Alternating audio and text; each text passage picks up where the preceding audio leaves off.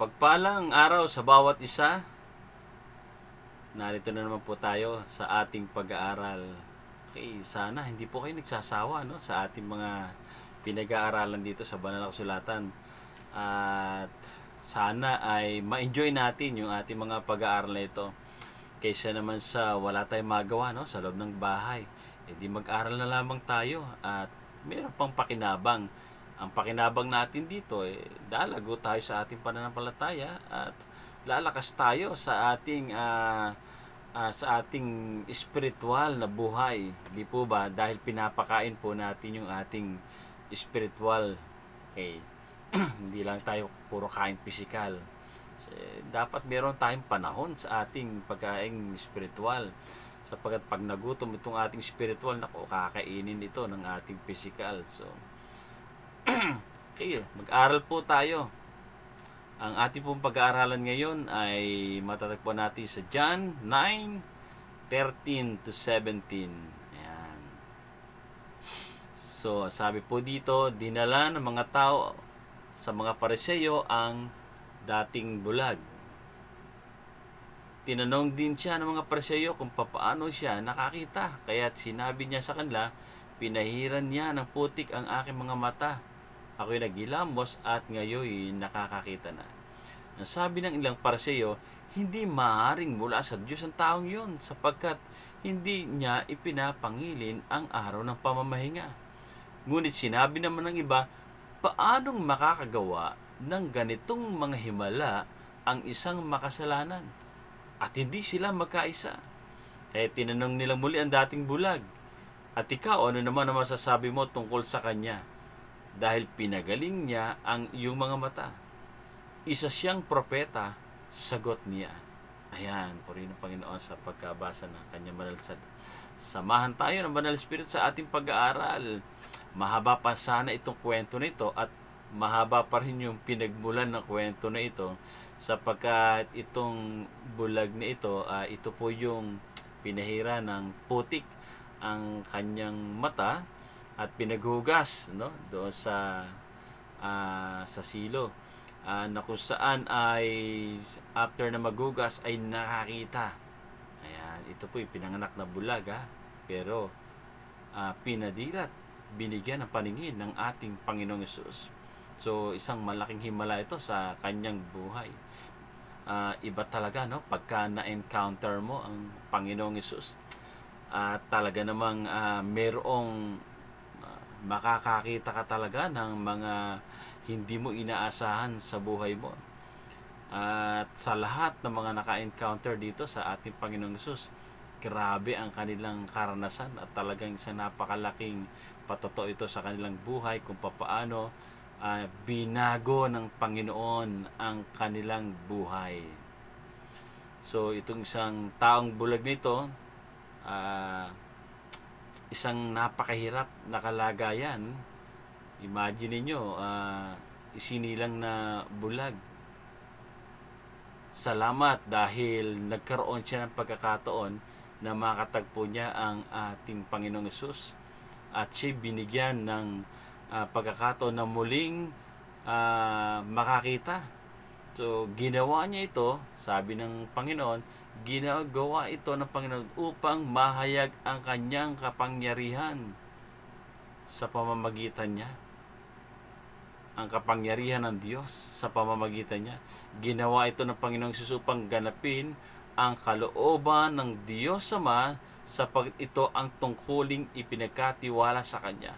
Nung siya bumaba dito sa lupa, nakita niya ang mga nilikha ng Diyos na kung saan ay naalipi ng kaaway ng dyablo, may karamdaman. Kaya hindi papayag ang Diyos na ang kanyang mga nilikha ay matagpuan ng Panginoong Hesus na kung saan ay nasa miserabling pamumuhay. Kaya siya ang nag-aayos ng lahat ng iyon. Ang ministry ng Panginoong Hesus nung siya ay bumaba dito sa lupa ay una upang ipahayag ang mabuting balita ng kaharian ng Diyos at ipagkaloob ang pangangailangan ng tao, kagalingan man o pisikal na pangangailangan, ay ibinabahagi ito ng Diyos. ng ating Panginoon sa mga tao. So namamangha ang maraming tao sa isang malaking himala na ito. Subalit, eto na naman ang mga kontrabida. Grabe, no? Ang Panginoon ay gawa ng mga napakaganda, pero lagi naman may kumokontra. At ito yung mga Parseyo na hindi naniniwala na siya ay mula sa Diyos. Habang ang mga Parseyo ay nag-iimbestiga sa nangyaring ito at nakikipagtalo kung sino ba ang Panginoong Hesus, samantalang ang mga tao ay nakakaranas ng kagalingan at pagbabago sa kanilang buhay. Imagine niyo, no? Hindi na-appreciate yung magandang nangyayari sa tao. Wala silang ginawa kundi mag-imbestiga, manuligsa, hanapan ng butas ang Panginoong Hesus. So sa kanilang pagsisiyasat ay may mga nagsasabi na ang Panginoong Hesus ay mula sa Diyos o isang propeta na ayaw naman nilang paniwalaan. At sinasabi ng mga Pariseo na hindi ito mula sa Diyos dahil hindi ito pinapangilin ang araw ng pamamahinga. Ang kanilang pag-aalilangan ay hindi dahil sa nais nilang makakuha ng tamang impormasyon kundi dahil sa inggit nila. Dahil nadadaig sila ng Panginoon sa paggawa ng maraming himala, maraming tao ang naniniwala sa Kanya. Ang Jewish Sabbath kasi, itong araw na Sabado ay kanilang weekly Sabbath. So ito ay isang holiday o isang kapahingahan. Maraming ginagawa o ginawang listahan itong mga religious leader na mga dapat at di dapat gawin sa araw ng pamamahinga. At ang paggawa ng putik at pagpapagaling na ay kasama sa mga ipinagbabawal sa araw ng pamamahinga. O, grabe sila, no? Pati paggawa ng mabuti, no? Ipinagbabawal. Basta walang magtatrabaho. Ang Panginoong Hesus ay mayroong mga kadahilanan o layunin kung bakit niya ginagawa ang mga bagay nito. Yung paggawa niya ng putik upang maipahayag ang tunay na katuruan tungkol dito sa Sabat. So talagang sinadya niya na gumawa ng putik. Kaya ito ay isang napakagandang pagpapakita na ang Panginoon ay siya ang Sabat. Siya may kapamahalaan sa Sabat at hindi ang mga Pariseo na ito. So kaya kahit ano ang gawin ng Panginoong Hesus sa araw ng Sabat ay wala siyang nilalabag na batas sapagkat ito'y gawa lamang ng mga Pariseo nito, itong mga hindi dapat gawin, pero ang Panginoong Hesus ay alam niya ang mga dapat gawin sa ikabubuti ng mga taong sumusunod sa kanyang kalooban. At ito yung kanyang kalooban, ang tulungan at ipagkaloob ang pangangailangan ng mga taong araw man ng Sabat o hindi, kailangan gawin niya ang mga bagay nito. So, ang nais lamang natin ipaunawa dito ay kung bakit may mga taong may paningin, subalit bulag sa katotohanan. Ayaw tanggapin ang mga bagong bagay na kanilang nakita at laging nakatuon sa kanilang sariling paniniwala. Sino ba itong mga spiritually blind na ito? Una, those who are hard-hearted, yung mga matitigas ang puso. So kapag bulag sa spiritual ay hindi mo makikita ang kapangyarihan ng Diyos sa kanilang buhay. At ang mga katotohanan mula sa karunungang nagmumula sa Diyos ay hindi nila ito papansinin sapagkat sila po ay pinatigas na ng kanilang mga sariling karunungan ang kanilang mga puso. Ayan. Pangalawa, yung mga nagmamahal sa kasalanan, love of their sin. Yung mga tao na kung saan ay hindi mo na maawat sa paggawa ng kasalanan, sila po'y mga spiritually blind. Kahit alam na mayroong Diyos, kahit alam ng totoo ang Diyos, subalit ang mga taong ito ay tinatanggihan ang Panginoon sa kanilang buhay dahil sa kanilang pamumuhay sa kasalanan. Ayaw nila magpasakop sa Diyos. Kasi na-enjoy na nga yung kasalanan. Di ba sabi nga ng iba, naku, ayaw ako pumunta dyan sa church ba? Susunog ako dyan. So, ibig sabihin, alam nilang sila ay nagkakasala sa kanilang buhay. Kaya, ayaw nilang sumama sa Panginoon. Hindi naniniwala sa nais ng Diyos na magawa sa buhay mo. Ayaw ng pagbabago sa kanilang buhay. Bakit? Dahil minahal na nga yung kasalanan. Doon na sila. Ayaw na sa Panginoon. Pangatlo, binulag ng dyablo ang kanilang kaisipan. Ayan, Satan blinded their mind. Dahil ang daming inaalok ng mundong ito. Ito na ang pinaka maraming iniaalok na mga bagay ang mundong ito, at ito'y nagmula sa dyablo. Ito ay layunin ng kaaway na tayo ay mahumaling sa mga bagay sa mundong ito na magpapalayo sa atin sa Panginoon, katulad ng mga media. So nakatutok na ang mga tao sa mga bagay na ito. So wala na sila sa spiritual world. Sila ay naando na sa mundo ng kalayawan, mundo ng kaabalahan.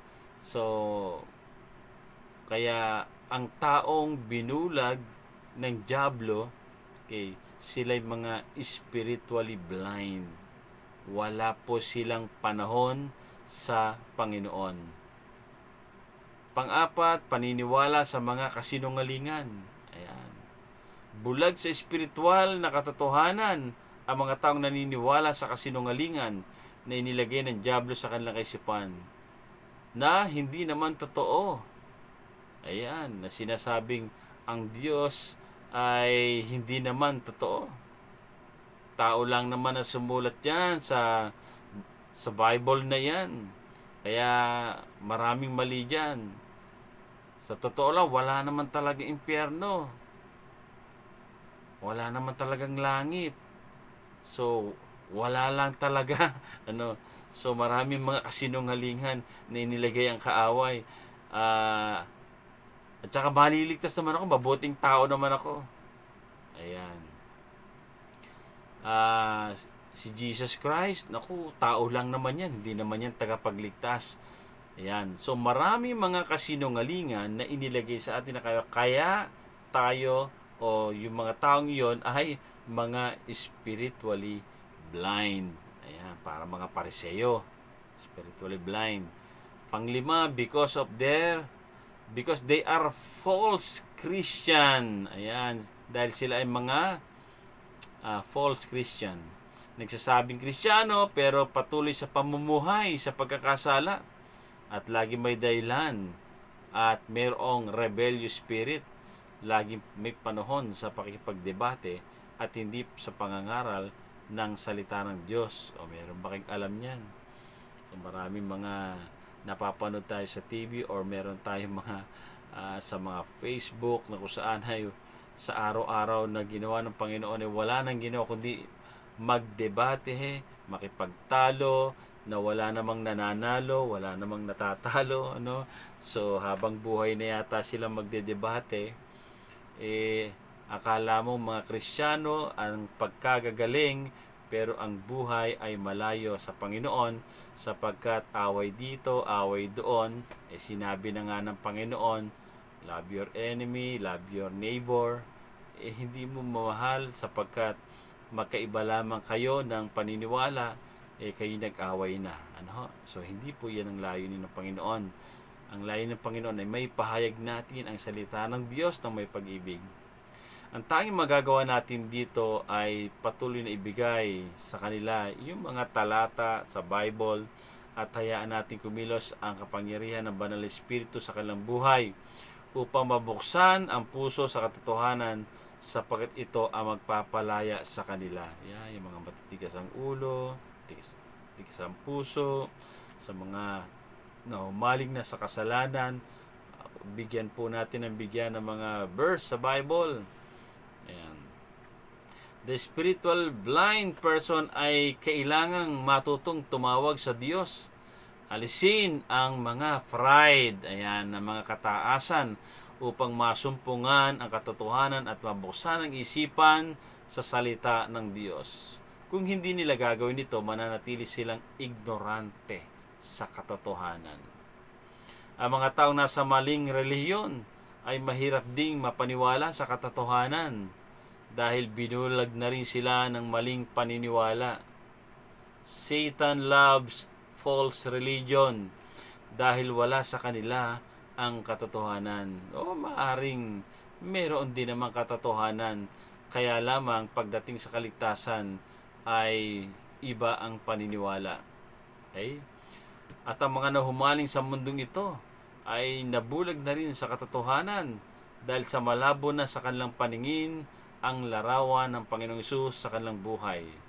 So tungtuhan na naman si Satanas sa mga taong abala sa mundong ito at walang panahon sa Panginoon at makakita ang nagsasabing sila ay bulag. Ayan. Yung kanina, spiritually blind. Ngayon naman, yung nakakakita naman na nagsasabing sila po ay bulag. Yan. Yung mga taong nagsasabing, Panginoon, gusto naming maunawaan to. Panginoon, gusto ka naming makita. Panginoon, gusto naming maranasan ka. Ayan. Yung mga dating bulag na nais na makakita. So, itong pag sinabing bulag dito ay ito yung mga inosente. So, walang alam sa salita ng Diyos. Subalit, nang makatagpo ang presensya ng Panginoong Diyos, ay hindi pinakawala ng pagkakataon na tanggapin ang inaalok ng Panginoon na buhay na ganap at kasiyasiya. At buhay na walang hanggang kasama ang Panginoong Hesus. Ayan. Una, sila mga taong naghahanap sa Panginoong Hesus. Dahil alam niya na maasahan ng Panginoon sa lahat ng bagay. Kaya, di ba sabi, seek and you will be find, ano? And you will find. Hanapin mo at yung makikita. Kapag hinanap natin ang Diyos, makikita po natin siya. Pangalawa, sila yung mga taong bukas ang puso sa katotohanan. Ayan. Na kung saan ay binulag tayo ng mundong ito at tinanggap natin na tayo'y bulag at gusto natin makakita. Ayan. Makatagpo natin ng Panginoon at bubuksan natin ang ating puso at uunawain natin ang mga bagay na espiritual kaysa doon sa sarili nating karunungan. Po. Kaya napakahalaga na magbukas tayo ng ating puso sa harap ng Panginoon upang siya manahan, kanyang banal espiritu manahan sa buhay natin. Pangatlo, sila ang mga nakakakita ng himala ng Diyos sa kanilang buhay. Yung iba kasi hindi nakikita yung mga napakagandang o mga himala ng Panginoon sa kanilang buhay. Kapag ka spiritually blind, hindi nila yung makikita. Pero tayo, na kung saan ay nagsabing nais natin makakita, makikita talaga natin at mapagmamasdan natin ang mga himala ng Diyos sa buhay natin, ang kapangyarihan niya sa ating buhay, sa ating pamilya, at tayo ay hindi manhid kundi sensitibo sa mga bagay na espiritual. Ayan. Pang-apat, sila ang mga mananampalataya kay Jesucristo lamang. Naka-encounter si Jesus Christ at sinabing, kayo lamang ang Panginoon ko at Diyos ko at tagapagligtas ko. Ayan. Hindi katulad ng mga Pariseo. Sino ba ito? Hindi ako naniniwala sa Kristo na ito o sa taong ito. Ayan, sa Jesus na ito, mga Pariseo, sapagkat sila'y bulag sa katotohanan. Panglima, sila nagsasabing si Kristo lamang ang tagapagligtas. Ayan. Mga kapatid, huwag tayong maging bulag sa katotohanan tungkol sa kapangyarihan at pag-ibig ng ating Panginoong Hesus. Huwag tayong manangan sa sarili nating karunungan at katwiran. Matuto tayong magpakumbaba at buksan ang ating puso at naisin natin na ang Panginoon ay manahan sa buhay natin. Ipakita natin na tayo handang magpasakop at sumunod sa Panginoon. Bigyan natin ng oras at panahon ng Panginoon sa buhay natin, na sa bawat araw ay makapagbasa tayo ng salita ng Diyos at palaging ipanalangin ang ating pamilya at ang ating bansa na nakakaranas ngayon ng matinding krisis. So maniwala tayo sa kanyang nais gawin sa ating buhay at sa ating pamilya, sa ating bansa. Sa ating pagbabago, mababago din ang ating bansa. Purihin ang Panginoon sa napagandang pag-aaral na ito. Naway naunawaan po natin ang ating pag-aaral na ito na alisin ang mga spiritual blindness na iyan at tayo ay magsabi sa Panginoon na tayo ay dating bulag na nagdanais na makita ang kanyang kapangyarihan, ang kanyang kalooban sa ating buhay. God bless you all. Tayo po'y manalangin. Panginoon, kami po'y nagpupuri, nagpapasalamat sa iyong dakilang pangalan sapagkat binuksan mo ang aming mata, binuksan mo ang aming isipan sa katotohanan, ang katotohanan na ikaw lamang, Panginoong Hesus, ang nag-iisang Mesiyas, tagapagligtas ng aming buhay. Panginoon, ikaw lamang ang aming dapat sampalatayanan. Ang katotohanan ay sa iyo lamang nagmumula at ang katotohanan ito ay pananatilihin namin sa aming buhay sapagkat ayaw naming malinlang ng mundong ito. Salamat sa iyong pangunguna ng banal na Espiritu sa amin upang mabuksan ang aming mga mata at isipan sa mga bagay na nais mong ipahayag sa araw na ito. Salamat po, Panginoon, at dalangin po namin patuloy mong ipagkaloob ang lahat ng aming pangailangan, maging pangailangan ng aming pamilya at maging ang katugunan sa krisis ng aming bansa. Salamat po, Panginoon. Ito po ang aming dalangin sa pangalan ng Panginoong Hesus. Amen. Salamat po sa inyong pakikinig. Salamat sa inyong pagsama sa ating pag-aaral na ito. Patuloy po kayong samahan at pagpalain ng ating Panginoon. To God be the glory.